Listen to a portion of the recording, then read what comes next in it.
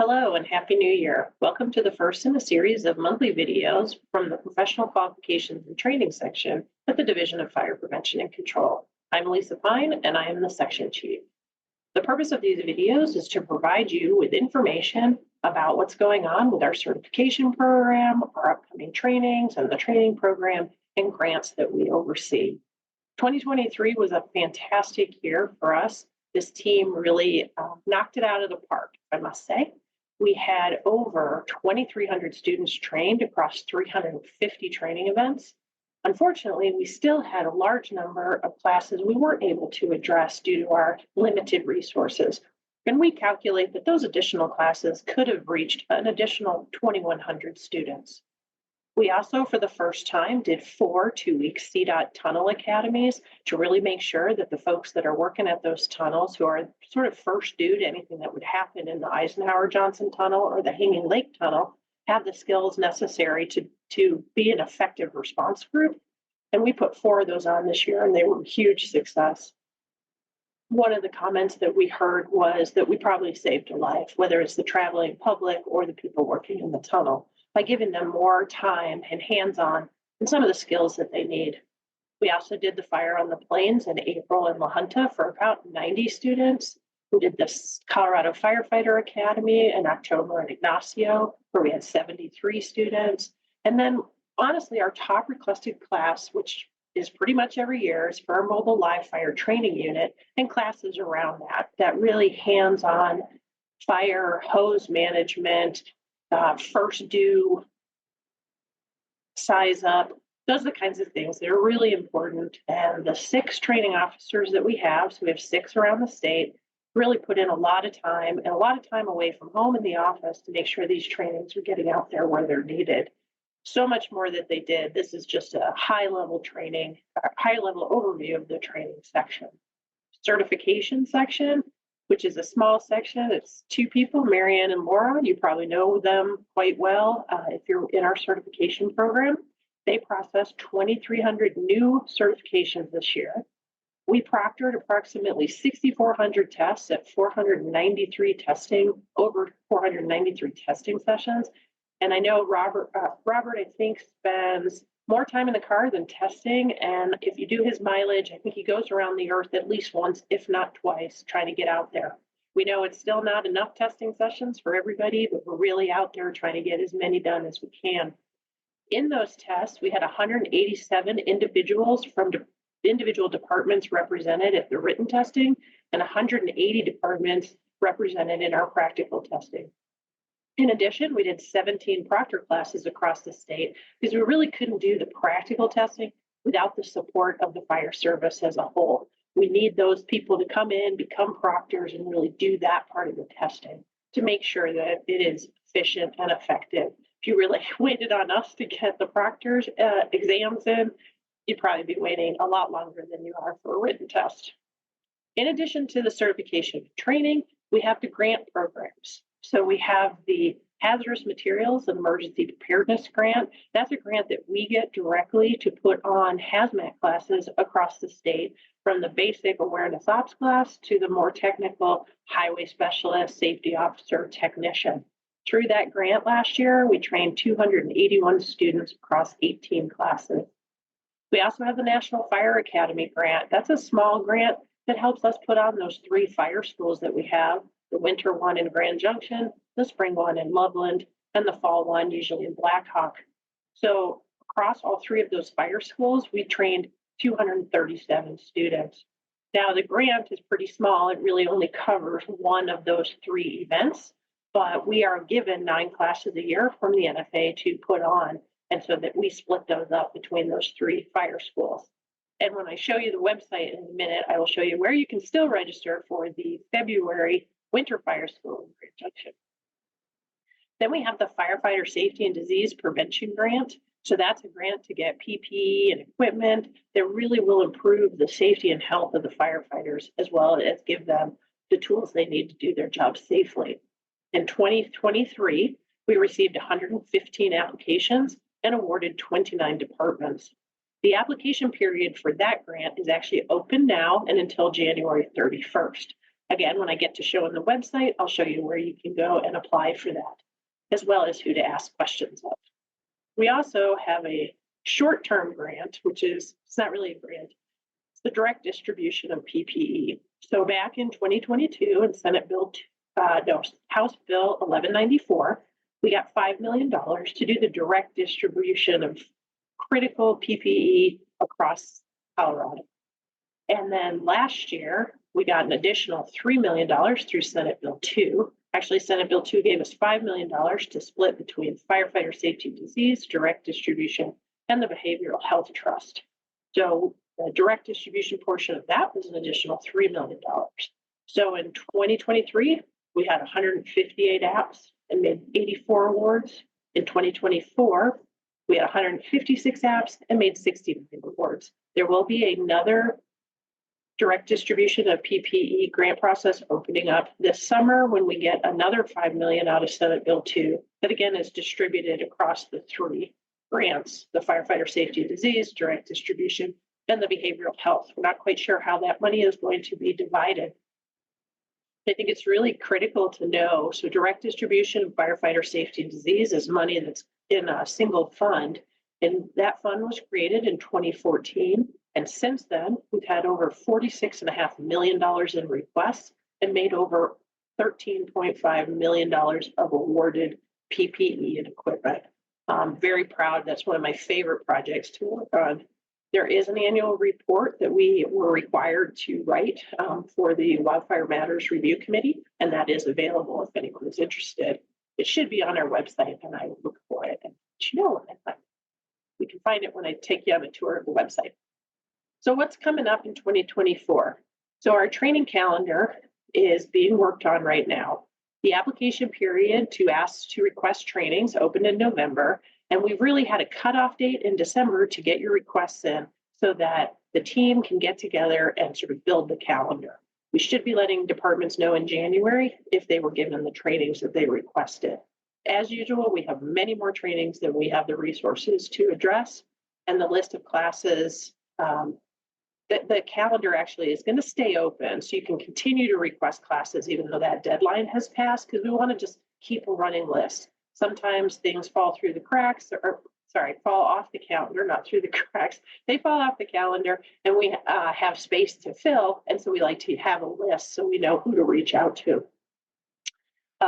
There's a list of available classes on the website. So anything from needing a Fire 1 class to a rural water supply class to just some hose management, all of the different classes the RTOs can put on. There is sort of a catalog of those, and you can request those at any time during the year. One exciting thing we're going to be doing this year is in May, we're going to host a hazmat summit. This is going to be in Loveland on May 14th and 15th. And really the purpose of this summit is just to get a better understanding of our hazmat response capabilities statewide. This first summit is focused on hazmat tech level responders and tech teams. And keep an eye out for a save the date that's going to be coming out later this month. We were also awarded an AFG grant for an ARF prop, and we hope to go to bid on that soon and have it in place by the end of the year. So those of you who serve airports or in the area of airports, this is going to be a great tool to use. It'll again be mobile, so we can move it around the state and really give people a lot of opportunity to play with that. We also have an AFG grant that was awarded to construct a modular burn tower. Sterling was selected as the location of that. We hope to have that online by early fall, probably looking like more towards the end of the year. Not really sure. Once we get a better schedule of that, we'll let you know. But excited to have that facility going up. Anyone that has seen the one we had in Grand Junction, that was also funded through AFG. And this will be similar, not quite as big. Prices have gone up and the amount of grant funds that we can get has not changed. So this will be, as opposed to the 4-story in Grand Junction, this will be a 2-story boom tower in Sterling. We're going to try something new this year. In addition to these monthly videos, we'd like to do PQTS virtual office hours. So keep your eye out for that. We're looking at the second Tuesday of every month. The Zoom info will be posted on the website, and you can just pop in. I'll be on. probably somebody from the certification side, somebody from the training side, and you can just pop on and ask us any questions that you want. Just thought that's a new way to try to reach you and have more interaction with our stakeholders. Big picture planning, DFPC is in the process of a strategic planning redo. So we last did that in 2017, 2018, and it's time to really look at our new strategic priorities. So there will be stakeholder meetings in February and March. You can go on our website. I'll show you where that information is as well when we do the walkthrough and learn about what we think our needs are, but we also really, really need to hear what your needs are. And then finally, just sort of want to throw out there that we'll be doing these webcasts about monthly. So I'm thinking in February, we want to focus on sort of the new training officer. This is going to be what resources are available to you, ideas on how to start your training calendar, et cetera, things just to help you. I remember when I first took over as a training officer, I really didn't know what all was out there for me to use. I sort of just did the same calendar we did every year and slowly learned there was a lot of resources out there to help you do your job. One very important one is the Colorado Fire Training Officers Association. That's where you get together with your peers to talk about what's going on in the world of training and certifications. So I'm going to share my screen here really quick and give you a walkthrough of the website. If I can find here, be able to share it.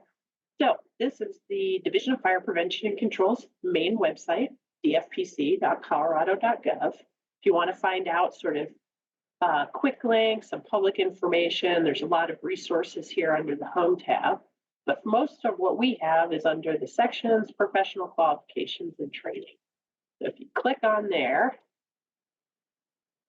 here you will have information about who we are, testing, information and resources. This is the written testing, our policies and procedures, proctor resources. And again, you can get to all of this on the side as well. Training, so what classes we have up with the different units.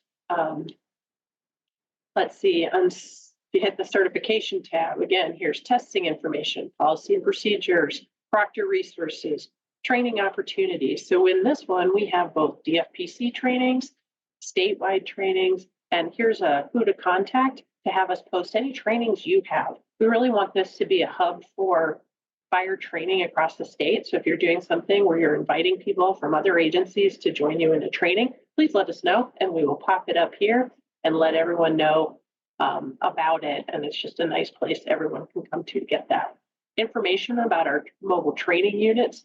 So again, here's that 2024 prop and training request form. Although it says open until December 1st, we're actually going to leave it open so we can continue to gather information about what training needs you have. Information about our records management system, how to get in there, how to use it, as well as renewal and reciprocity. One of our biggest questions we get all the time is how do I get reciprocity? So here's where you find the information about that and who you can talk to about it. There are lots of information. We email out informational memorandums. So this is a critical page you should bookmark because this is when we make changes to the program. This is where the informational memorandums will come. For example, 2023, this memorandum 2303 is talking about the transition to NFPA 470 for the hazmat. So we were at 1070, 472, 1070, and now we're going to 470. So as of January 1, we will now be testing under the NFPA 470 standard. If you hadn't seen this and you started the testing process under NFPA 1072, you need to get your written exam completed before January 31st, because after January 31st, we will only be testing under NFPA 470. You can certainly reach out to us for more information on that. So this is just a quick view of our website. On the contact us page, you'll have, that's not training section. You have a contact page for us. Well, I will make sure we do. Let's see. PQT staff, there it is. And we can click here to visit our staff. See, I don't really look as much as I should, but there's my contact information. Feel free to reach out to me at any time. Marlinda, Mary Ann, Laura, and Robert is our state proctor, written test proctor. So you can reach out to them for certification questions. And then here is our training, our regional training officers and sort of the areas that they cover. But you can reach out to any one of them and they'll get you to the right person. And then if there's any media or information requests, Kaylee is our public information officer. So again, that's just a quick overview of our website. Oh, you know what? I did want to show you one last thing. My apologies. Did want to show you where the grants are. So let me share that again. So again, under sections here, if you go to grants, and then here's some written information about the different grants, but the main information you want is under grant announcements. You go under there, and here is the information for the Firefighter Safety and Disease Prevention Grant. Here's where you click to fill out your application before January 31st. That's when that is due. For the Volunteer Fire Assistant Grant Program, information will be there. And then when we do the direct distribution, we will also have information about that on here so that you can apply for when that opens up, probably in late July or August of 2024. So now I will stop, and that's a good rundown of our website. So if you have any questions, please feel free to reach out. If you have any thoughts on topics for this webinar or webcast that we're going to do. Again, next month, we'll do a little bit for the new training officer. We'll have somebody from certifications and training probably on here, and just to help you understand your role as a training officer. But I always say, I think it's the most critical person on the fire department, because you are the person that gives the firefighters the best chance of a long, healthy career and a long, healthy retirement. So thank you for joining me for this one. I hope you have a wonderful 2024, and I will see you in February for our next webcast.